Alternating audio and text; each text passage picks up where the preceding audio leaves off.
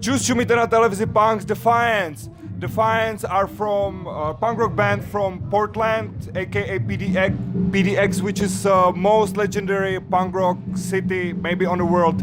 What's going on in Portland at the moment? There's a ton of new bands that are still going. We don't do a lot of shows in our own hometown, just because we've played there for like years and years and years, you know. So after this short tour, we're going to be doing a kind of like a homecoming show. It's the first show we've done in about a year in our hometown, so that's going to be fun. And you know, it's different between punk rock in United States and here, because you know. This kind of, I don't know if I was in a punk rock bowling, and it's so different than here. Very different festival, yes. This is really cool. Yeah. I do like it, yeah? This is I like this better because it's not as regulated. I don't think, in America, everything's like really fenced off, and you know, you have to show ID to go in here and here and here, but here it's just kind of almost chaos. And here is about being a drunk punk rocker. Yeah, and it's good to come to Europe where you are treated good. People make you food and give you beer, and like they treat you nice because you are from across the ocean and you come here to play, so they treat you good.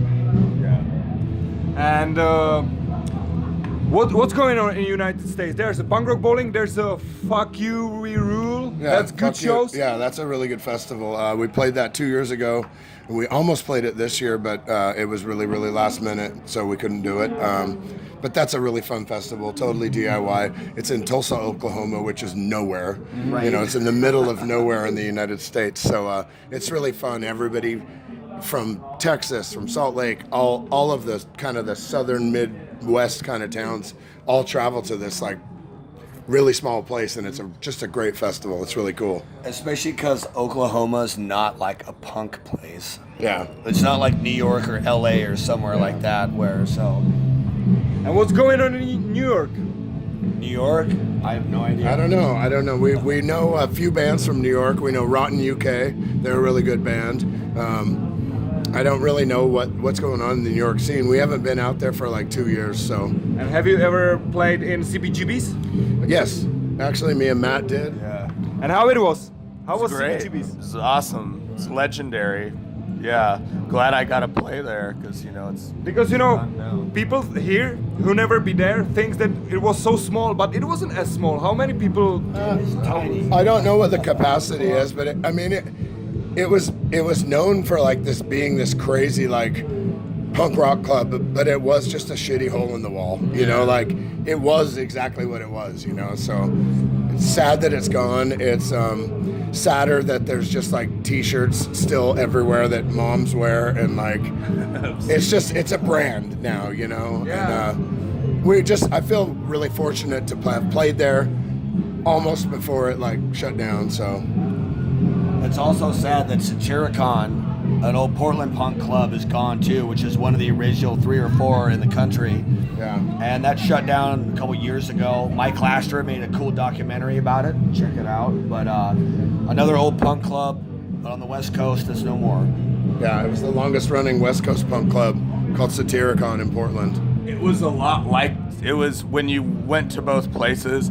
It was a lot. Satyricon and CBGBs were almost identical, really, when you looked at both those clubs. And you are playing similar. like a kind of UK 82 style, but Defiance were started 90 something, 94, 93.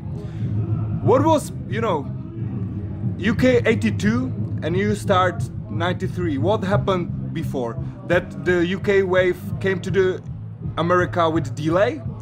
Was there any UK like 82 style bands at 82 in the United States? I mean, there was bands like Poison Idea, and there was bands like Final Warning that were from Portland that definitely had a spiky sound. You had Jesters of Chaos from Seattle that had the look, you know.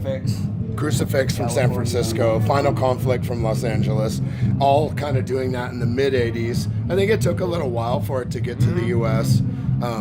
And it took a little while for it to get up to Portland, and you know, we were a little younger than those guys or whatever, but yeah, I mean, I think I got into stuff in about 85, and I feel like I really missed it. And now I look back on it and I'm like, it was only like 3 years after. That's really crazy, you know, like time just flies, you know, you gotta fucking do everything you can while you can. When you're young. Yep. Or when you're older. Or when you're old. Time goes by, and everywhere I go on the earth, I see people with the t-shirt Defiance or patches and everything. How you do it, like with your merchandise? How it works? That band from United States?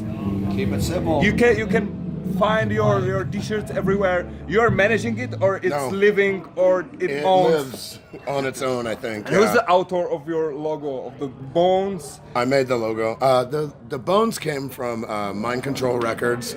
He put that on the back of one of our records, and I added some bones and made it our own. And then he got mad and he was like, "Oh, that was my logo. Now I'll make a new one. Fuck that."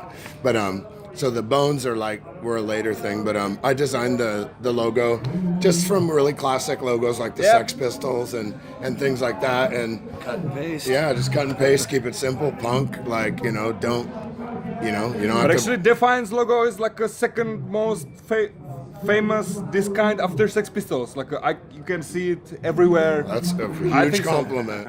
Yeah, and I'm from another side of the world. Yeah, that's great. Okay, guys. So, are you skateboarders? You ride skateboard? I was when I was young. We used to. Yeah, I think we all used to. Yeah, I still have 2 skateboards. It's very connected in the United States, skateboarding and punk rock. Yeah, it goes together. Yeah. And it's because Dylan Peters.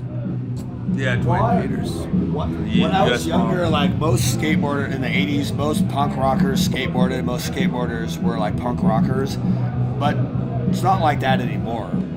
But yeah, I would always skateboard and like listen to DRI and the Bad Brains on a boombox and like street skate all the time. Yeah.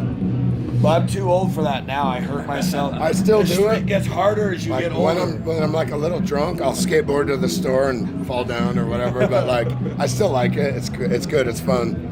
guys. We had some friends from Bat Skates in the United States make a Defiance deck. Like super happy to like see that. It's really fun. Do you have it? Yeah. Yeah, we all got one. Yeah, we all got It's really cool. Yeah. I love So it. that's good. Pod Parou this year. It was really fun and really awesome to be back And you in were the Czech Republic. you were invited first to the Pod Parou. Yes. And then you made your And then we made a small tour around it. Yeah. Yeah. and you heard before about this festival? Yes. Ever? Yeah, really? Yeah. Good reputation? I didn't know. I mean, I heard a very, very little bit. So we were excited. Yeah. Yeah. You will came next time. It brought us here. Hopefully it brings us here again. Yeah. Okay. Takže zdravíme Pod Parou, zdravíme všechny. Tohle byla Televize PUNK a vy jste jedničky. Čau. Cheers, good night. Hey. The Punks.